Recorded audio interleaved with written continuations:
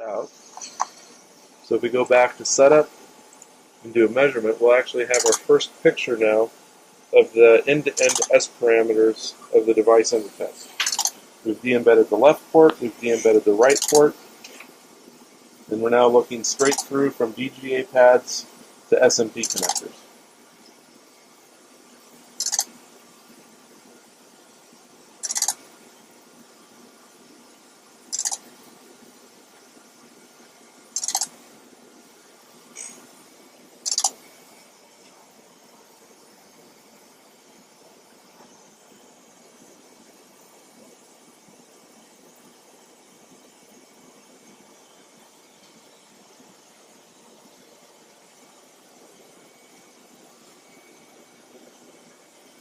And so here are the S parameters. So I'm going to turn off the displays for these live PDRs. I don't need them for the moment. I'm actually going to put everything into a single display. And we're going to go to Display Setup, Results Display. I'm going to turn on, let's see, we want this to be dB. So and we want this to dB.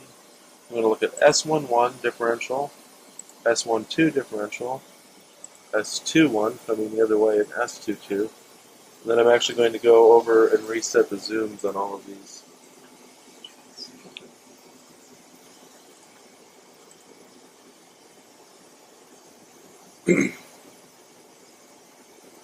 So for preview mode, we now have our first view of the S parameters of this channel as a function of frequency.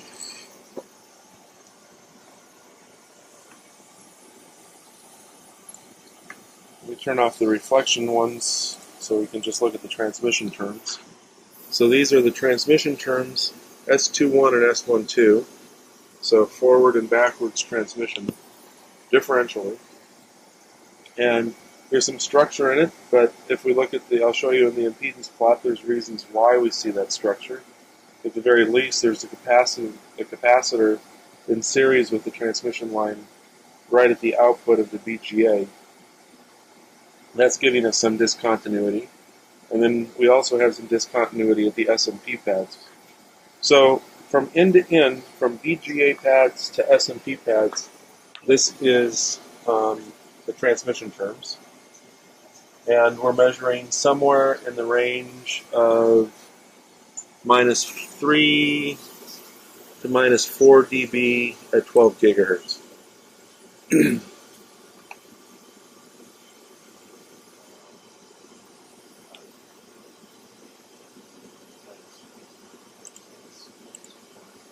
If I now turn on the reflection terms, we can see that they also have some period to them, which again is indicative of a line that has a discontinuity in it somewhere.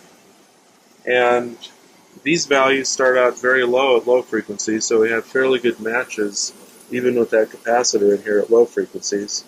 So we start out with return losses of -13 and -14 at a gigahertz, but those reflections end up coming to get us, so that by the time we are in the 10 gigahertz range, we have S11s of -6 dB and S22s of -3 dB. So those are fairly big reflections.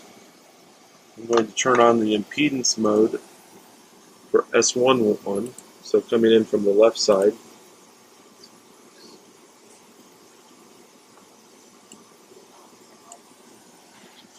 And we're actually going to be able to see those discontinuities on the display.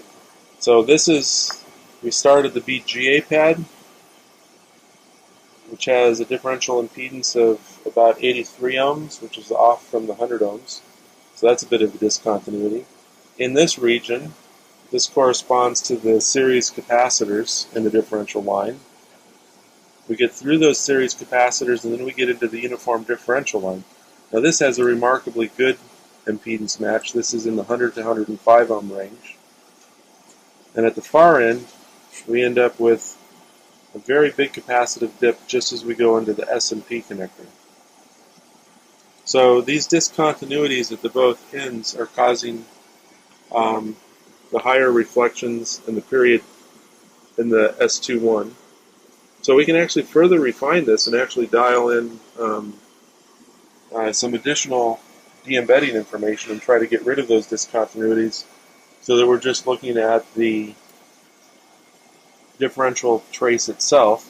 So I'm actually going to start looking at the differential trace at, this looks like 60 picoseconds. So if I get that capacitor, looks like we're through the capacitor after about 60 picoseconds of transition. So on the port 1 side, I'm going to go to gating, and I'm going to add 60 picoseconds.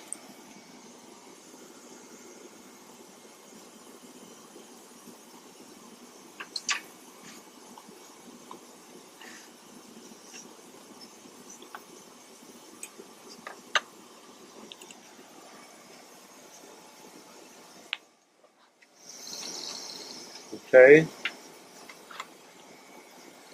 I'll explain that starting point being really low a little bit later because we don't really understand it. It's numeric, it's not really there.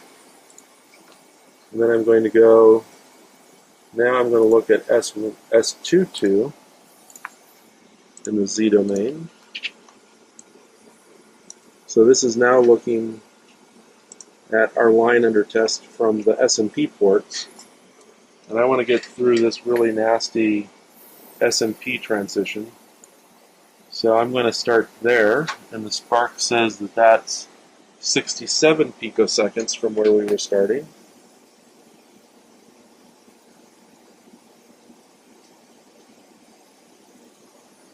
So I'm going to go back to gating, and I'm going to add another 67, so it'd be 1529. So 1529 picoseconds. I'm not going to adjust the loss. It's such a small length.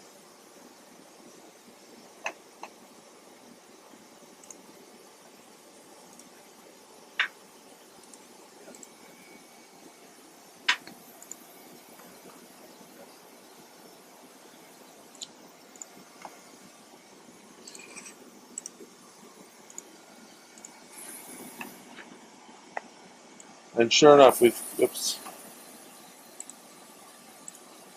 now looking at S11 and S22 in the frequency domain, and the good or the bad news is we got rid of the periodic nature of the transmission line, but we also didn't really improve the overall reflection coefficient at 10